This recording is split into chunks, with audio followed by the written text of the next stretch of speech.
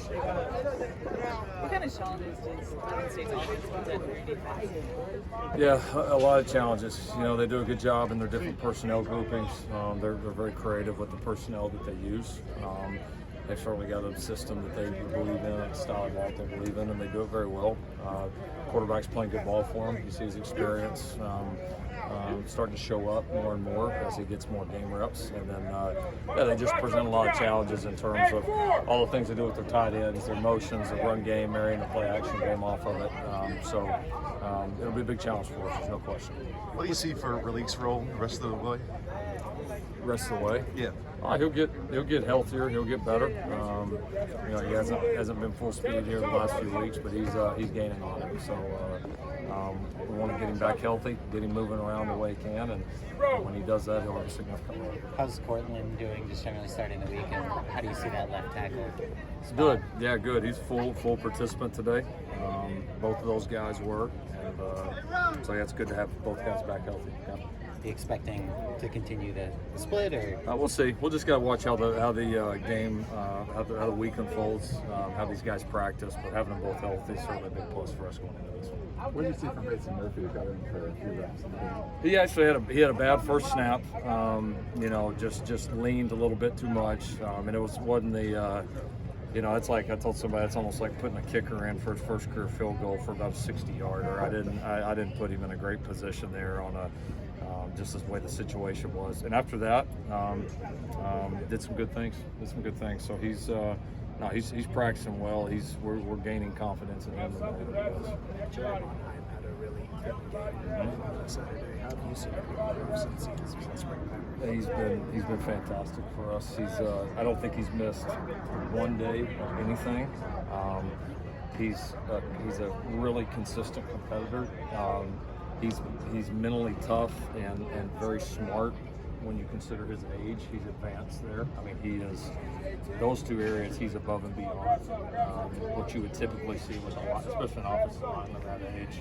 And that's what's giving him a chance to play well. And he played good the first game. He played better against Stanford. He played even better the other day. So he's getting better fast and quickly becoming a very, very good player. When you see Malcolm Epps, you might think big-bodied receiver, but he was blocking a lot for you guys on Saturday. What do you think about his growth and kind of that aspect of the game? Yeah, I've been proud of him. You know, his background was a little bit different than that, but we talked about a role that certainly was going to involve being a very physical player, and if he wants to have chances to catch the ball like he did the other day, then and he had to really prove himself from a physical standpoint, blocking and toughness and knowledge of the game, and he's done a good job. He's another guy that I feel like has been, from day one, has never questioned anything, has been completely bought in. A team-first guy, an unselfish guy. What do you think of his interception? That was awesome. It was a great play. Yeah, he did a good job. I mean, he's a big target to throw over back there, and those plays can be unique because they can, like that one, they can scramble out and take a lot of time, and you've got to have some feel for it. He did a really nice job.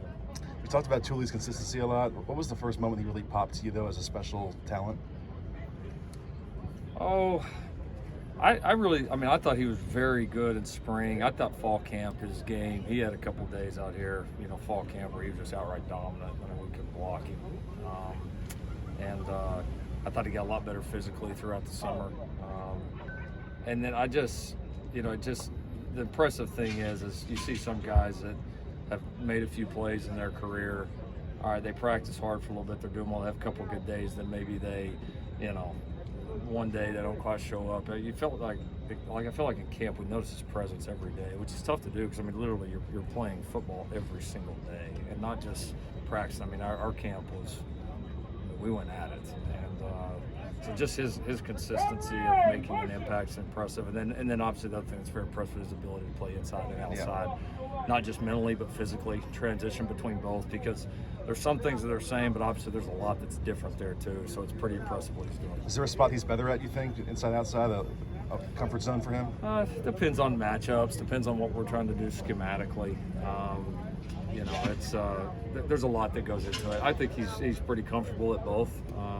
There's certainly times where we like him inside and times where we like him on the edge, and I'm sure we'll continue to mix that up because we do think he's he can potentially be a mismatch at both places. And it's good obviously to be able to keep people off balance. You know, it's a lot easier when if a team's got a really good interior lineman, he plays the same place every single time. It's a lot easier to target them. And you know, where Coach Grinch and the staff, Coach Nua, the guys are very creative is moving him around and moving that target, which makes it a little more difficult to play against. What do you think of Caleb's film from Saturday? He played pretty good. I didn't think. I thought he started the game well. I thought probably he didn't play great at the end of the half, like we did early as an offense. We missed a few things, missed a few opportunities, and then I thought came in, made a couple of quick adjustments, and played really clean second half. So it was a very good performance that can definitely be better, especially there at the end of the half. How was it that Solomon Bird ended up on your radar first this offseason? He was in the portal. We saw his name go in the portal.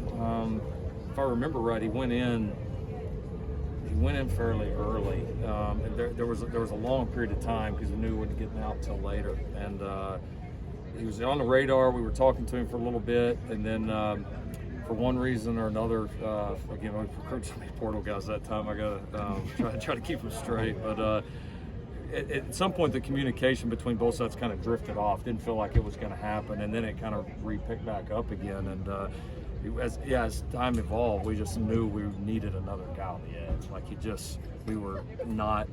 we liked what we had. We just didn't have enough of it.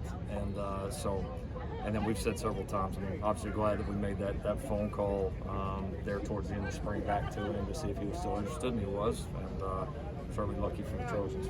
You said that 4th and goal stop at the end of the game was your favorite play. How important is that now, heading into this week against an Oregon State offense that's kind of getting more into a groove? Yeah, no, I mean, plays like that will be important. You know, it's watching them. That's been, you know, strength of theirs this year. I mean, you look, they beat Fresno State on a play very much like that. I mean, it wasn't 4th and goal, but essentially was because it was the last play of the game and a goal line play, and it's been a strength of theirs offensively and defensively, and it's been a strength of ours too. So it'll be, I mean, a game like this on the road, you're going to have some tough short yardage plays and some big moments like that, and I think, you know, our guys have got confidence that they can make them, but we know it'll be a fun challenge to make them on both sides up there. Let's see one more. I think Brett is PFF's top-ranked center for what that's worth. Have you seen him improve in a certain area, a specific way that he's kind of grown since you've had him? You know, he's a smart kid. He's doing a good job mentally with all that we throw at those guys. So he's been impressive there. I think that's been expected. I think we've challenged him to do is like you know, like you're not Rudy. You know what I mean? Like you have some ability. Like everybody looks at him and sees, all right, he's not a 6'4", you know, 310-pound center. Like, okay, we get that, but like you'll watch a guy in the weight room, like he's strong. Like he moves a lot of weight, and his at times your height there or lack of it can be an advantage. Just like some of the best defensive linemen in the NFL right now. Like, I mean, look at Aaron Donald. I mean, he's not 6'4" walking around, but the leverage and all that he plays with, he makes it his own advantage. So we've really pushed him to play better physically, like to go learn to play out of his hips more and use some of that power and strength that he has and make sure that that's showing up on the field. And I think he's improved in taking some of the strength that he possesses in the weight room and transferring that to the field and playing with a little bit more pop. So that's been really key for us. Thank you, Coach Riley. Thank you.